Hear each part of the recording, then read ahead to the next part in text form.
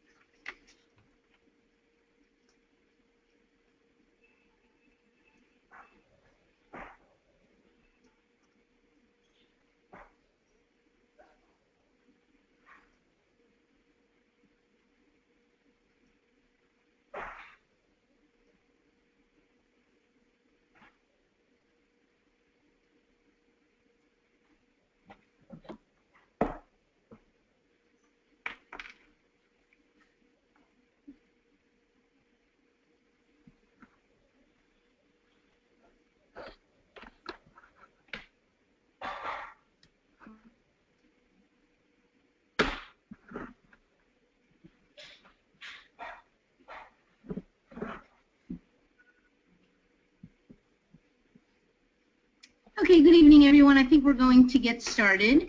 Thank you very much for joining us for our second monthly webinar. And today we are going to be looking at the Matthew effect as a really important lens for looking at the causes of the achievement gap. And I am really happy to announce that I'm joined by David Lieben, my colleague on the literacy team. So I introduced myself at the beginning. I guess I should do it again. Sandra Alberti. I'm the director of the Field Impact team here at Student Achievement Partners. David, I don't know if you want to give a quick 2-second introduction of yourself. I'm David Lieben. I'm the senior content specialist on the literacy team.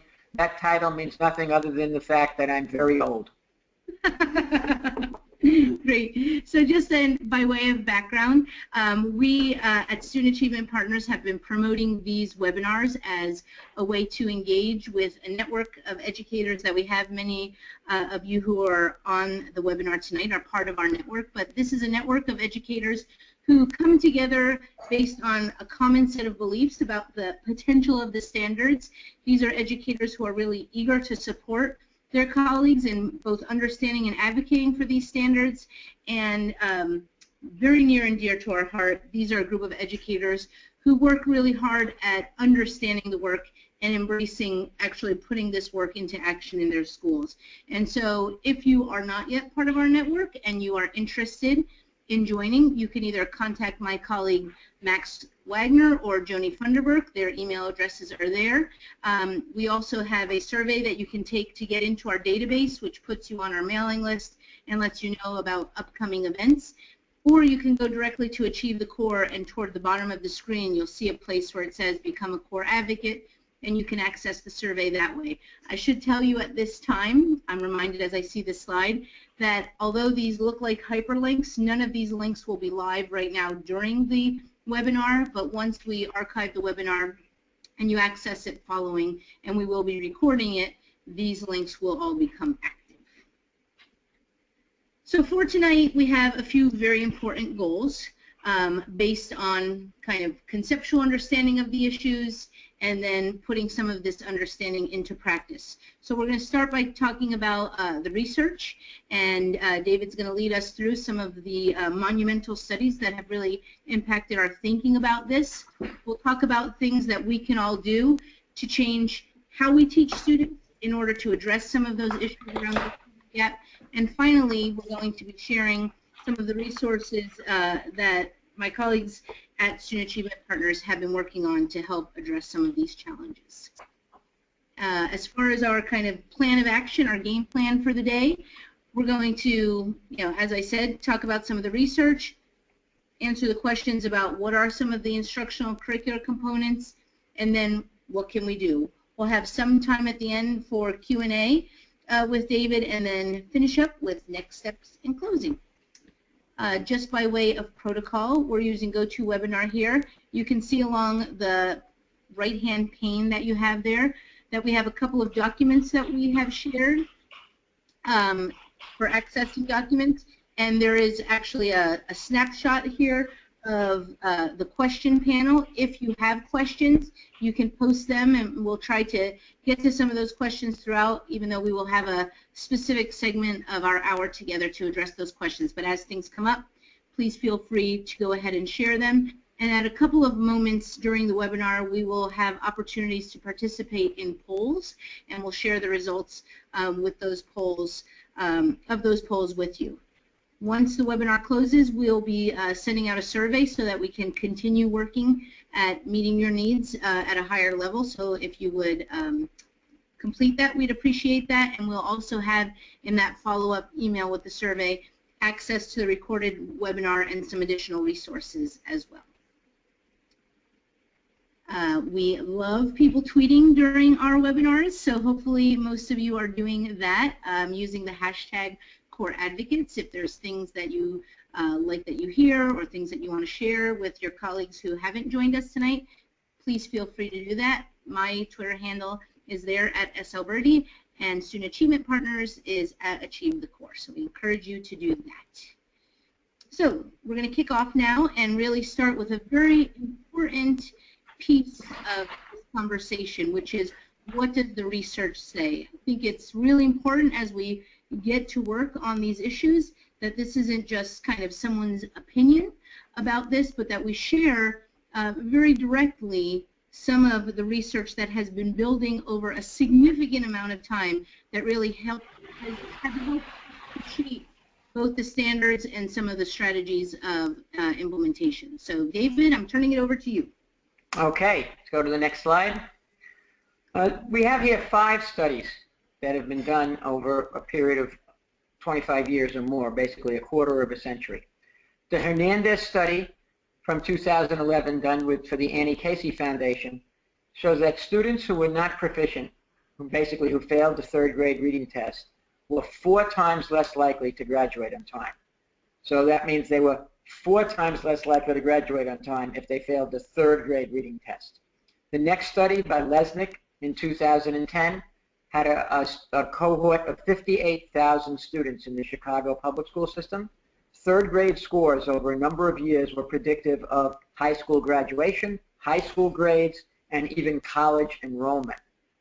Fletcher and Lyon, 1998, 74% of 3rd graders who are reading poorly are still struggling in 9th grade.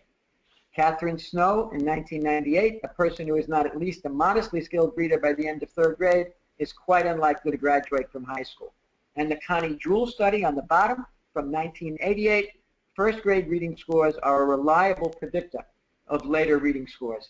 So this is not just one study. This is what scientists call a body of research. We have a body of research going back a quarter of a century showing that 3rd grade reading scores are predictive of future attainment on a wide number of fronts. That's a pretty it's very unusual to have in the area of the social sciences, which education is a part of, to have such a clear and consistent set of data. Okay, next slide.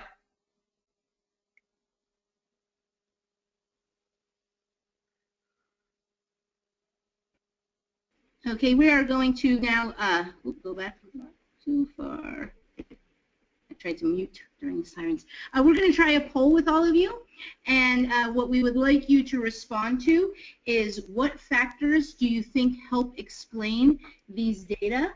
We're going to pull up a poll, and you can select as many as apply from the options that you have here. We're going to give you a few minutes to respond, close the poll, and then we'll share the results with all of you.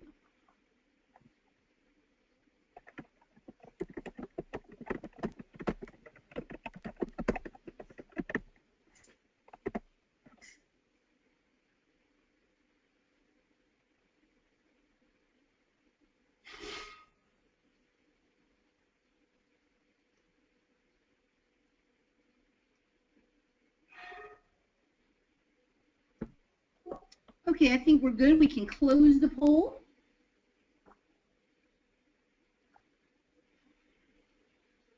And here you'll see how people have responded. All right. okay to pick it up from here, Sandra? Your thing. All right, so this is interesting. The clearly the majority went to two areas: failure to know or use comprehension strategies, and failure to learn to read in the early grades.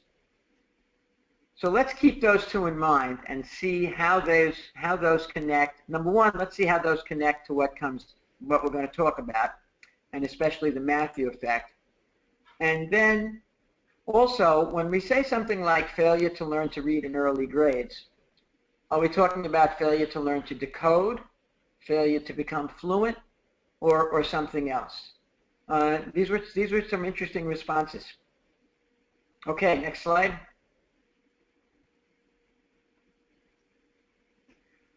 Okay, the Matthew effect. This graph on the left comes from the Hart and Risley study that many of you may be familiar with, called the 30 million word gap. And what they did was they did a study of how many words are spoken to students. 3 different groups of students. The top line, the blue line, represents the number of words spoken to, or I'm sorry, the number of words learned by students in professional families, from educated families. The green line below that were students who were not professional families but working class families. And the green line were children in welfare families, generally speaking, children from less educated households.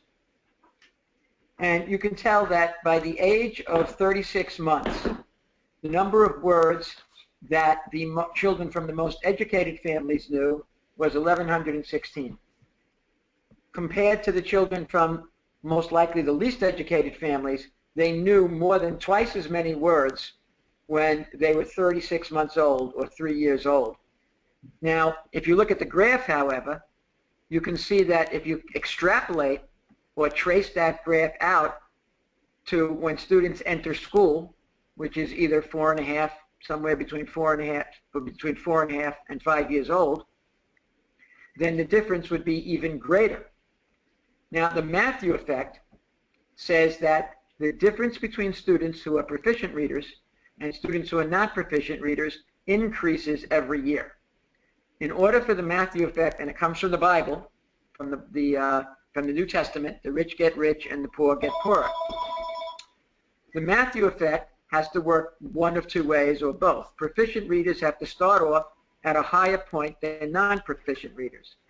Well, if we look at the number of words learned, proficient readers are starting off with probably 3 or maybe even 3 times as many words learned when they reach kindergarten, because proficient readers on the blue line at the top know 1,116 words when they're 36 months old or 3 years, and less proficient readers, or children from less affluent families, 525 words. That difference is a big difference when they start school, when they start kindergarten. So students from more affluent families are starting kindergarten knowing way more words. But if you look at the graph, they grow faster because the difference between the red line on the bottom and the blue line on the top increases every year. Now, we know about vocabulary that the more words you know, the easier it is to learn new words. But when students are spoken to more, when affluent students are spoken to more, they learn more words, but those words have to be about something. So that means that they probably get more knowledge as well. So, and we also know that affluent students are read to more, which is why they know more words. One reason why they know more words, not the only one, but one reason. They go on more trips to museums and they travel more. Their TV watching is often monitored more. For all these reasons, they know more words, but they also know more about the world. And so students from more affluent families come into school in kindergarten with a higher level of vocabulary and a higher level of knowledge about the world. But we know from abundant research that vocabulary learning, both the number of words students know, correlates very highly with reading comprehension. And we know that the knowledge base that students have correlates very highly with reading comprehension. So this is the beginnings of the Matthew effect. You can see it at 3 years, and you can see it even wider at 5 years. And it goes back to vocabulary and knowledge.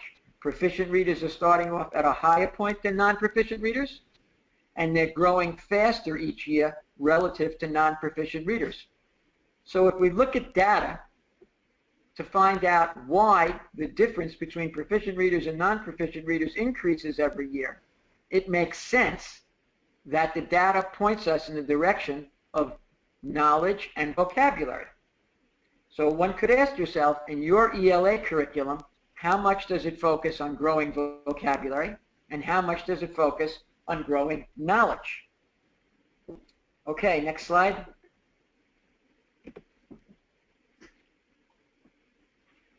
What are some systems that contribute to the problem? So take a look at these 3 bullets for a second.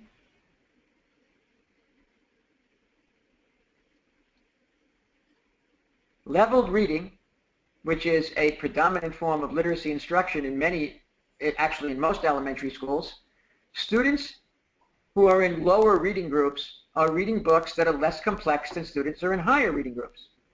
If that's the only thing they're doing in their instruction, which certainly until the Common Core was very common, then every day they're seeing less complex words, less sophisticated words than students who are reading at a higher level and are reading books which have more sophisticated words and more complex text and probably are giving them more knowledge.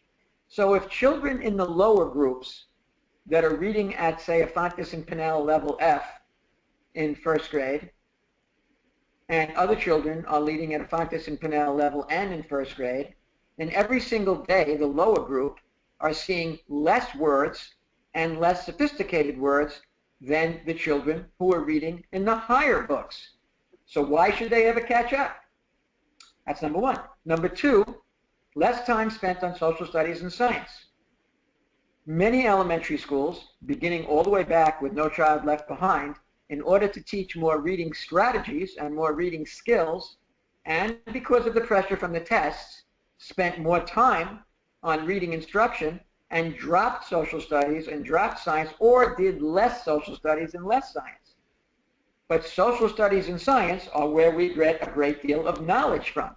So if you're teaching less social studies and teaching less science in elementary school, then you're not growing knowledge, and you're contributing to the problem of proficient readers not catching up with more proficient readers. And you're also contributing to the Matthew effect, to why that difference grows the longer they're in school. Foundational skills programs, and we're not going to talk as much about this today, but foundational skills programs that don't address the needs of all students. Students who come in from less affluent families have less language. They've been spoken to less words.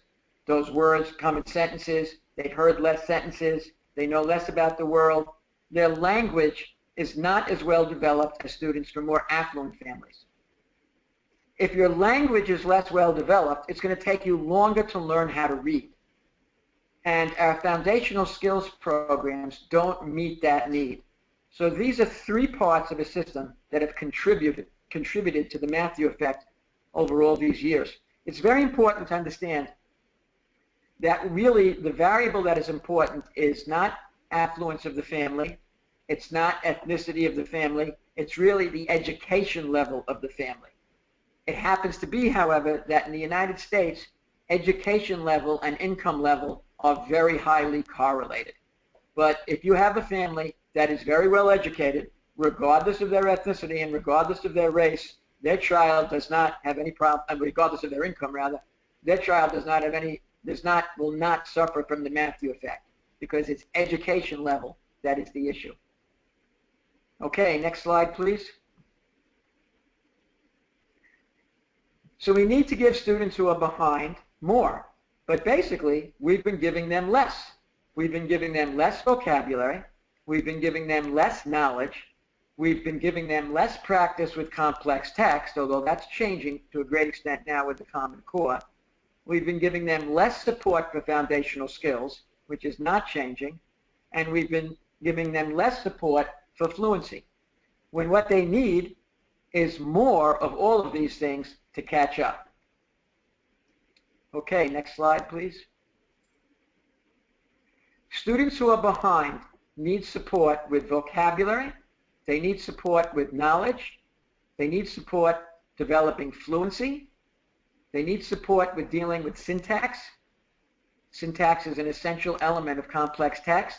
And they need support with foundational skills. By far the most important of these and the variables that feed into the Matthew effect, based on all this research, is vocabulary and knowledge. These other three are very important, but vocabulary and knowledge are the most important, and they're what we're going to talk about today. It does not mean that the other three aren't important. It always makes me think a little bit of, if you read Animal Farm, when Napoleon the pig took over the farm, and one of the animals raised their hands and said, "I thought we were all created equal." And Napoleon said, "Well, we are, but some of us are more equal than others." Well, what we have here is more equal than others. All of these are important, but vocabulary and knowledge are more important. And if you think about that for a second, comprehension strategies really don't have anything to do with vocabulary and knowledge. Okay, next slide, please.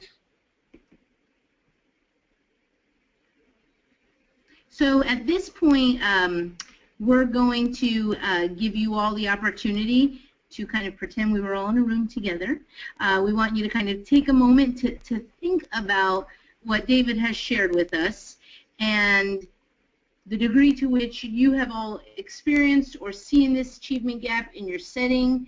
You might think about a time where you were faced with a situation that you were working with a student who presented with a lack of knowledge or vocabulary, perhaps both.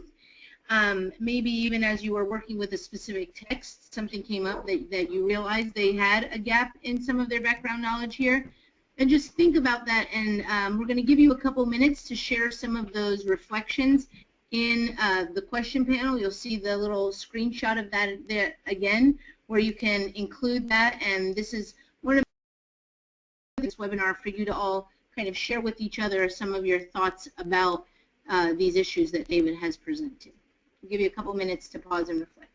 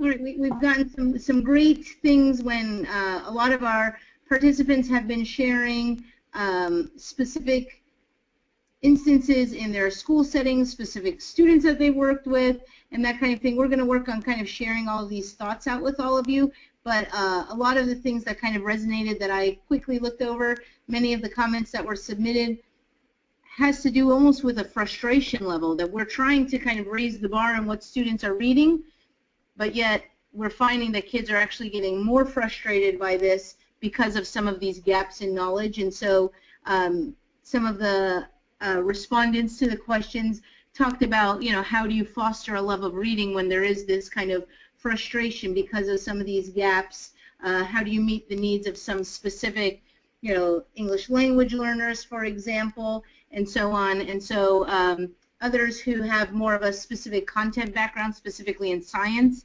certainly have mentioned some of those gaps that they are often experiencing when they bring text into the classroom. So as we go forward, we will share some of these with you as well. Okay, Sandra? Yep. So now is when we're going to talk about, David's going to talk about what can we actually do. We can name the problem, certainly, but what actions can we take in order to address some of these challenges?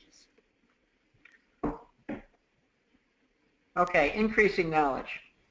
Knowledge of content actually has a higher impact on comprehension than reading ability.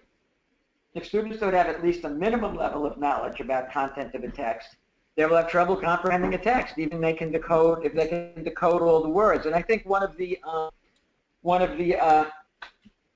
comments that I quickly saw that you all put up was we expose students to complex text, but they don't have the knowledge or the vocabulary to deal with it. That's absolutely true. And we can't take kids if knowledge is lacking, if vocabulary is lacking, they're not going to be able to read complex text on their own. They can only read complex text when we support them in the many ways that close reading can support students with reading complex text, which would be another whole webinar.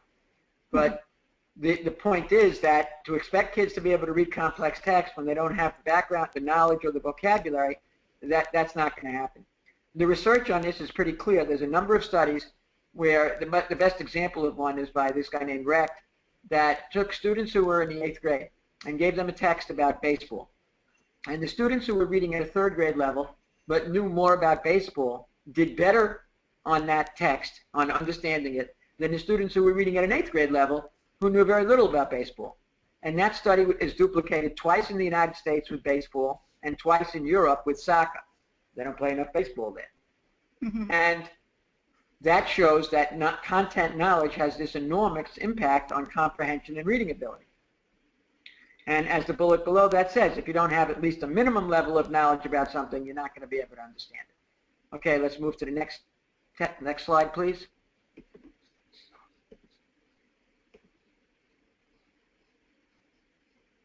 Okay, this is a nice example. This brain scan is fuzzy, so the patient must have been wearing makeup. How does the conclusion, the patient must have been wearing makeup, follow from the statement that this brain scan is fuzzy? Respond using the question box on your control panel.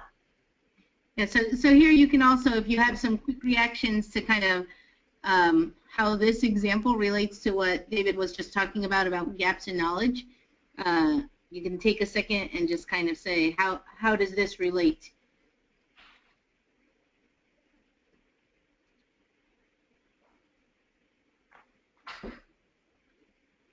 We can move on. Go ahead, David. Okay. Idea number 1, the brain scan is fuzzy.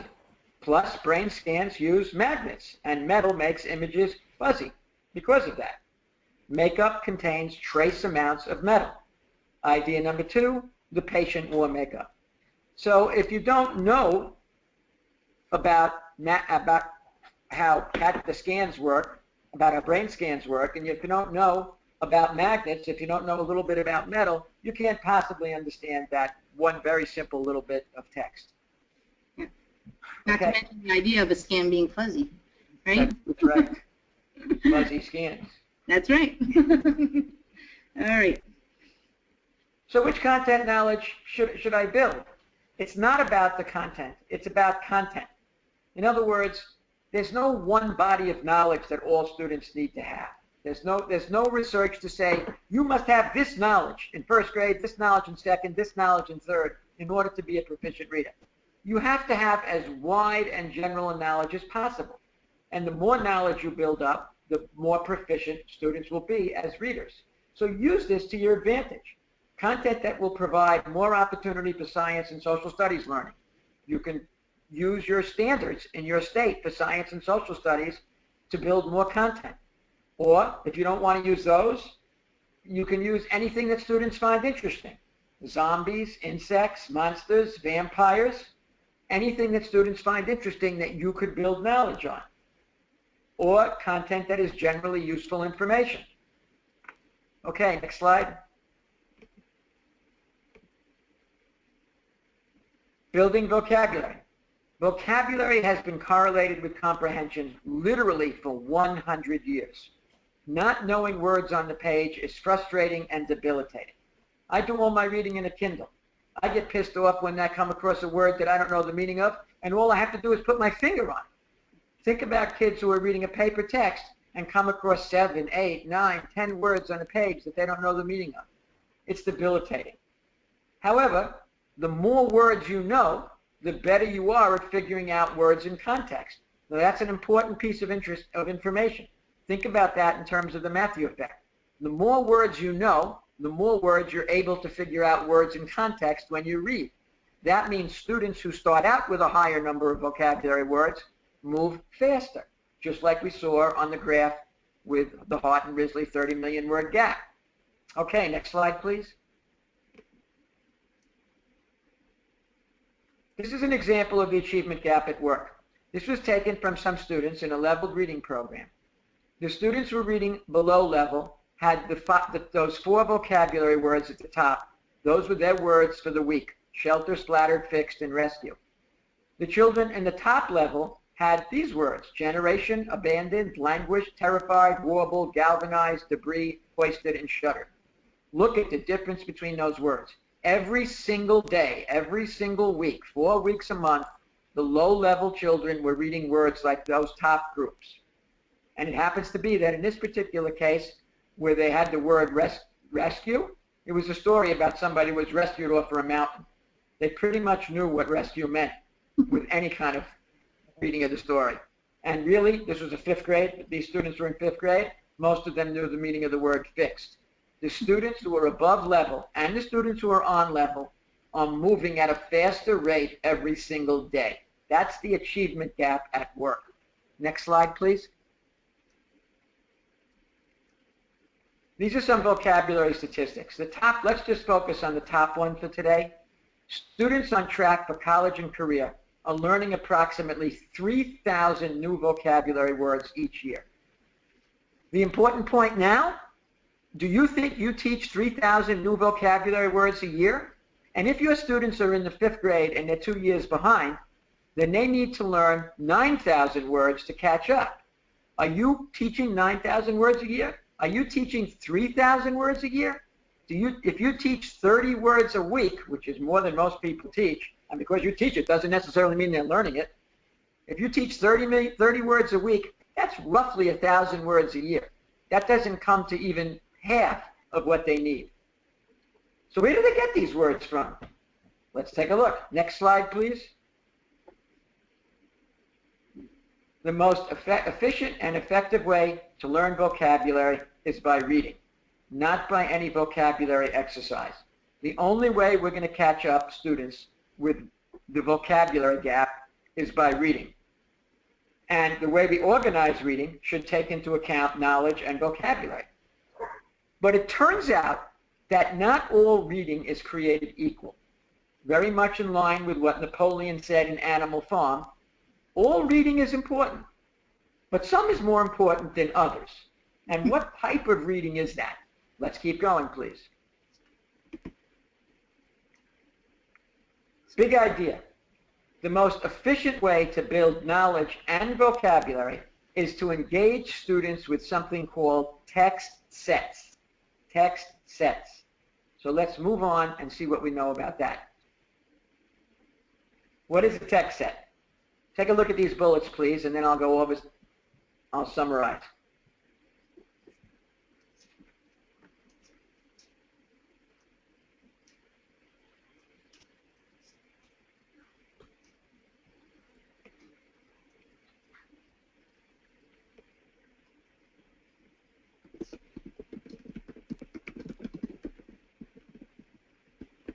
Right. Basically, a text set is a set or a group of texts on a topic, not a theme, that is designed to grow vocabulary and grow knowledge. The sequence of text needs to be a sequence that is coherent and makes sense, but also it should be a sequence that starts with relatively simpler text and moves gradually to more complex text. So what that means is, let's say you're teaching 5th grade, the first one or two texts might be a very low Lexile level, might be a third grade text. And then the next text might be 4th grade, and the next text 5th grade, and the next text 6th, or even 7th or 8th. But because the students know about the topic, they're able to read more complex text. So a text set is a way to grow students' vocabulary and knowledge in general and about a topic that enables them to read a more complex text.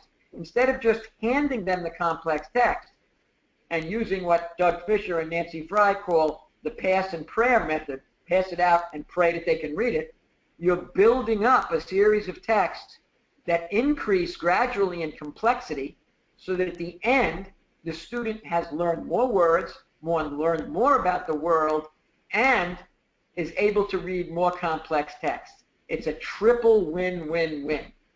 Next slide, please. David, do you want to mention here just quickly the kindergarten through 2nd grade piece? Oh, yes. Thank you. Thank you. In kindergarten through 2nd grade, this is really important. What students can read on their own in kindergarten, 1st grade, 2nd grade is not likely to increase their vocabulary or their knowledge of the world. So text sets for kindergarten to 2nd grade are read aloud. The great thing about that is it's a lot cheaper. You only need one book for each set, for each topic for each book. So if you want a set of text about sea mammals, you have 5 books that are used for read aloud. When you're dealing with 3rd grade and above, you have to get text that the students read themselves, which means either more full-length works or articles, online articles, which fortunately are now abundant on every topic. But for K to 2, it begins with read aloud. Thanks again, Sandra. Next slide. Okay, so we're going to take another poll now. And this is one of the points that David mentioned on the previous slide, which is really important as we're doing this work, that we're really clear about the difference between a topic and a theme. So we have a couple of examples here, and we would like you to select which one of them are topics and not themes. I'll give you a few seconds to do that.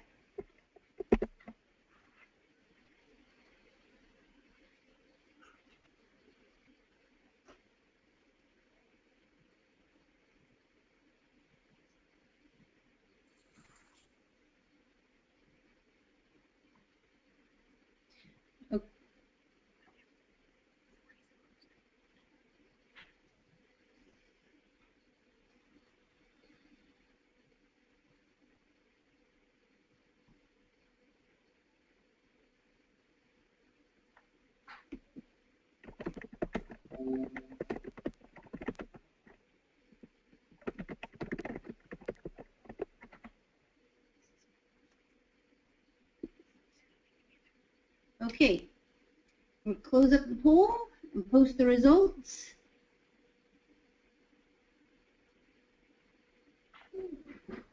Transportation, explorers, and insects. I can't see the whole screen, but it looks like those were what people picked. Is that right? That looks right. As topics? Well, Yeah. you know, that is, you got it. Why a topic? Let's keep moving on, and we'll see why topics are better for growing vocabulary than themes. This doesn't mean we should give up themes, but if we want to grow vocabulary and knowledge, we need to focus more than we have been on topics. Next slide, please.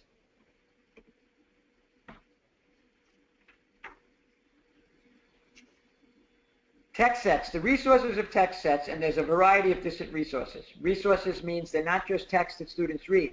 They could be videos, they could be infographics, they could be podcasts.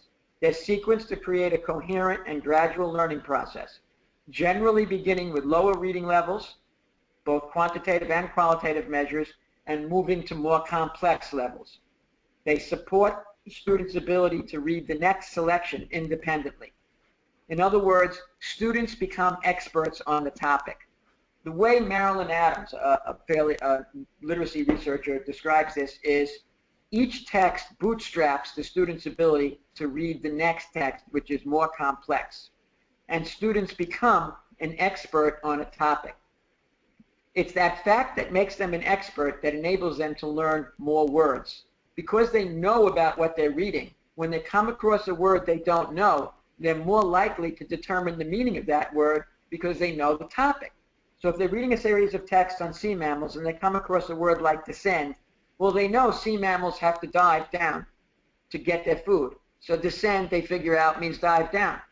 When it comes to ascend, they know they have to go up to breathe. So they figure out what ascend means. When you know something about a topic, you're able to learn the meaning of more words that you don't know the meaning of before you started reading it. That does not happen with themes, because a theme, when you're studying respect, you might read a story about a boy in China, and then the next story might be about a pair of twins in Brooklyn, New York. You're not really becoming an expert on you're not developing knowledge that helps you figure out the meaning of new words. You're learning about a theme, but you're not growing knowledge about a topic, and the growing knowledge helps you to figure out the meaning of new words. Okay, Sandra, next slide, please. This is one of the text sets, Earth's Precious Resource, that was made by Student Achievement Partners, and you could get a sense of how it works. On the left, you see it uses books, it uses articles, online articles that were free, it uses a video, also online and free, and it uses other media, also online and free, an infographic and an interactive calculator. And then it comes with a suggested sequence. Student Achievement Partners will have online on our website and for free about at least 50 of these text sets on a wide range of topics before the beginning of this school year. Okay, next slide, please. Each text set includes a glossary, and I'm going to go quickly on this because I think you all know what a glossary is, and you all know what Tier 2 words and Tier 3 words are, and the glossary includes both. It's very helpful, though. Each of these text sets will have one. Next slide, please. So this is just an example of what it looks like in the text set. Exactly. Now, I'm going pretty quickly through this text set, but you have, as part of your documents, you can look through and read carefully a variety of text sets, and that's where you'll really dig into them and learn more about them. I'm just giving you an overview right now, and this is a slide of the glossary. Next, please. Each text set comes with a set of different activities that the students are designed to do on their own. And I think we've got a good sense of those in the next slide.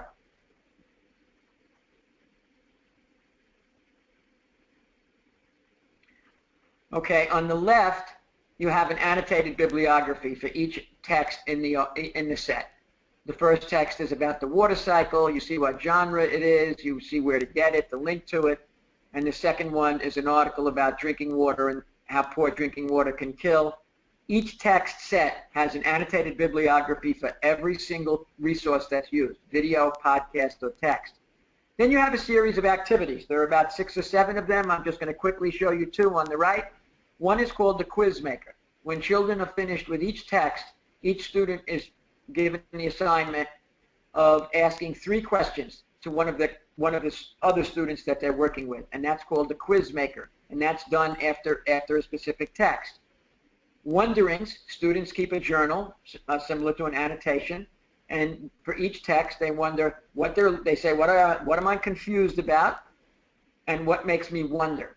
Now there's about 8 different activities like this in each text set. I just gave you an example of 2, the Quiz Maker and the Wonderings. But when you dig into the text sets, you'll see how they work much better than I can explain it in the time we have here. Next slide, please. Great, and I just want to point out, David, because we got some questions about people who said they love text sets, but they're worried about the price. And so you can see by this snapshot that we do try to use as much as possible freely available text sources for this work. That's absolutely right. And remember, for K-2 people, it's really cheap because it's all read aloud. If you have 5 books, you only need 1 copy of each book. Okay, this I think is the most important statistic and the most important bullet possibly in the whole thing. Building knowledge and vocabulary can help level the playing field between affluent students and their less affluent peers. Students acquire vocabulary 4 times faster when they read a series of related texts. That's a stunning statistic done in 2 studies. 4 times faster. We can't afford not to do this if we're going to catch kids up. 4 times as fast by reading a series of texts about dinosaurs as by reading a series of texts about families or respect, or by reading a novel. Now, I'm not saying we should never do themes. Don't go home and tell your parents that David Rubin said there should never be any themes anymore and there should never be any novels. But we have not been building up vocabulary and we have not been building up knowledge in the way that text sets can. It's a stunning statistic that a series of texts on a topic develops vocabulary 4 times better than anything else. That's vocabulary development at warp speed. Okay, next slide, please. Okay, so we're going to kind of quickly go through this. Some things that you think might be creating obstacles. What do you think you can begin to do, whether you're focused on K2 or 3-8? We'll just give you about a minute. We're capturing all these really good ideas, and so if you could just use the question button on your control panel, this is where we have this opportunity, and we'll start addressing some of those questions now for you.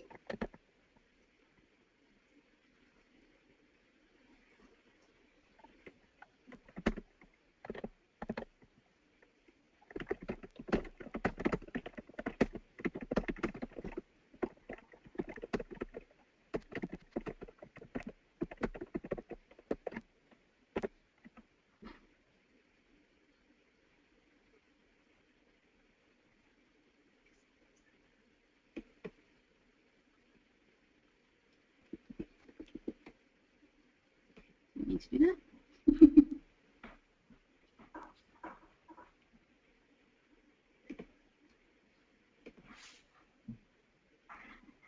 So I think, David, if you see some of the questions rolling in there, and you have some that you want to address, or I can start shouting some out to you.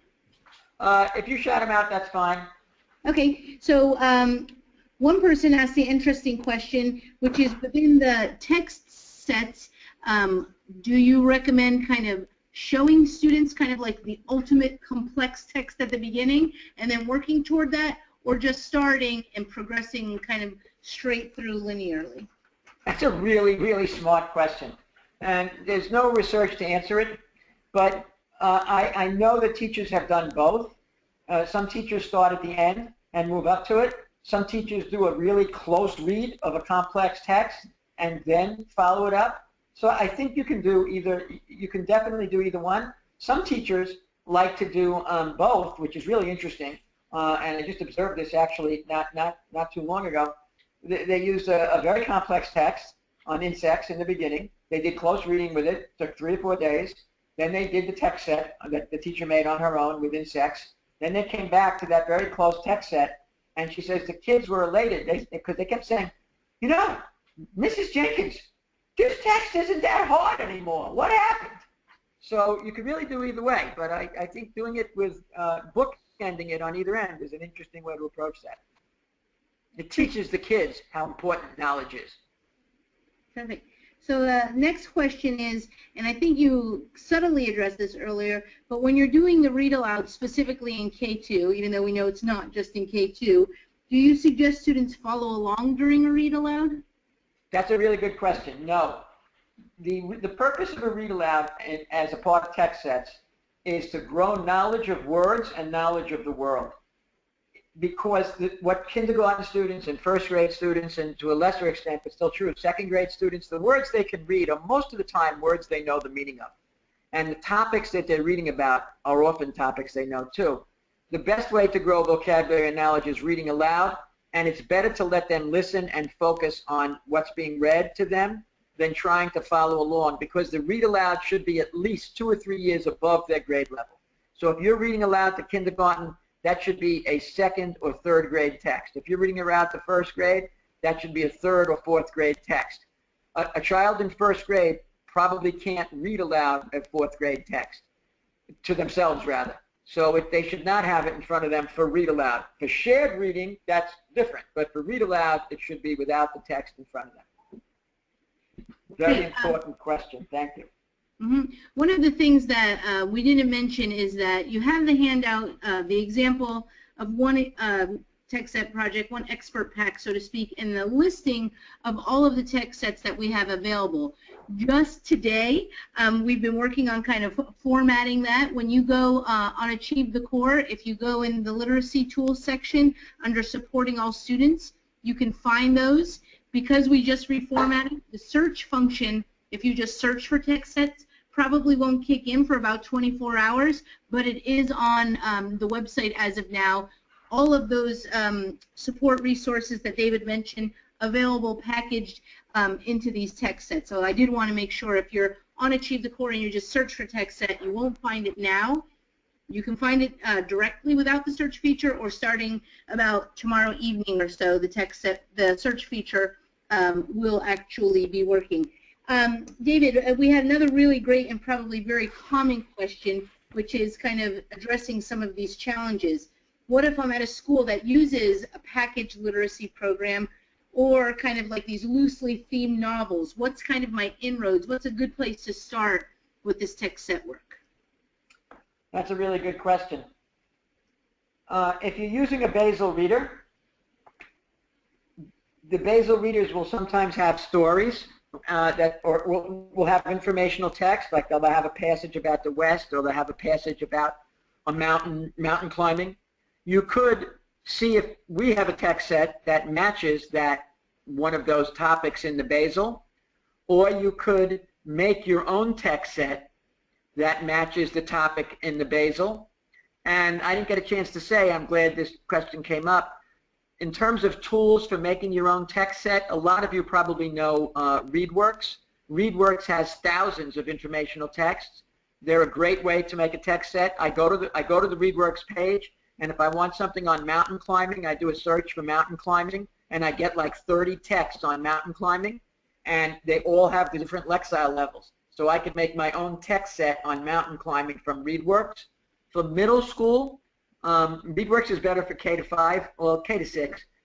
For middle school, 6 to 8, News ELA also has the same feature. You go to News ELA and you type in a topic, and it'll give you a series of texts on that topic, and you can choose which Lexile level.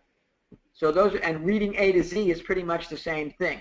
So if you have a Basel reader, make a text set or use one of ours off of the topic, one of the topics in the text set. If you don't have a Basel reader, if you're using a guided reading approach, or Pontus and Pinnell type approach, you have to just pick a topic. And I would suggest you could either pick a topic that is really interesting for kids, like zombies or music or the internet or television. And we have a lot of text sets on that. Or you could key into your social studies and science standards and do the text set as part of your social studies and science work. But understand, if you do a text set as part of social studies, you're not only doing social studies, you're doing literacy and social studies, and the same with science. So that was a really important question. Thank you. Great. So one last question, although we had lots of people kind of submitting questions similar to this one last question, which is, as we talk about building students' vocabulary and knowledge through a series of texts, what do we do about the challenge of not boring our more high-achieving students that don't necessarily have those knowledge and vocabulary gaps, as we're also working to support struggling students in our class? That's a really good question. Two things. First of all, keep in mind, in a text set, the complexity of the texts increase from one to the next. So by the time you get to the 4th or 5th or 6th text, you're dealing with a text that's at your grade level or above. That's number one. Number two, we did a pilot study in about 7 schools in Vermont and Las Vegas, because those two places are so similar. And in all kinds of different schools, gifted schools, heterogeneous schools, and classes, special ed classes. And what the teachers found out overwhelmingly was that the kids liked learning about a topic. So the first few texts might have been easy to read for some of the kids. So they pick up a text on insects, and the first few texts are easy to read, but they didn't know anything about insects. So what the teachers found out is an amazing thing. Children actually like to learn about the world. So you don't have to worry about that. That absolutely was not a problem. The teachers were very clear about that. Great. All right, so thank you all very, very much. What we have our kind of practice here is that we want you all to kind of try something, do something, commit to taking some action. So what we're suggesting is that in the next couple of weeks you try either looking at one of our text sets, using it in the class if you're already back to school, and if you're thinking about, as David suggested, picking a topic from your current things and turning it into a text set, tweet what topic you're working on, what specific text set that you're working on, and then we can all kind of share kind of how that's been progressing.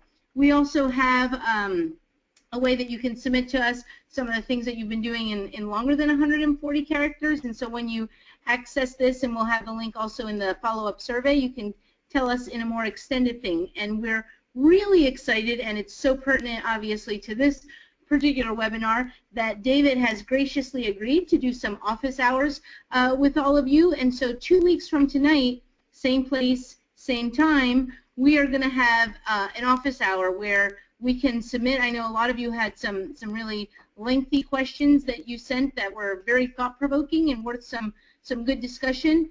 So you'll be able to submit questions to us in advance. We'll kind of organize those, and David will address. We'll also have the opportunity to do some kind of live question and answers, but this is something that we're going to start doing with these webinars as far as having a follow-up office hour available with our expert presenter. So we encourage you all to share these ideas with your colleagues. It's recorded, and anybody and everybody could use it as we continue to do these monthly webinars. We encourage you to invite your colleagues and so on. There's the link for becoming part of our Core Advocate Network. And I will just close with a preview of our upcoming webinar for September, which is going to be on one of Student Achievement Partners' newest tools, which is our Knowledge and Practice Survey, a very, very powerful tool for doing differentiated professional learning support within your PLCs, within your schools, and so on. And so we'll have some of our colleagues who have been working on that survey share the latest and greatest about it with all of you. So I thank you all for engaging with us this evening, and we appreciate your attention and support, and we look forward to next time. Thank you very much.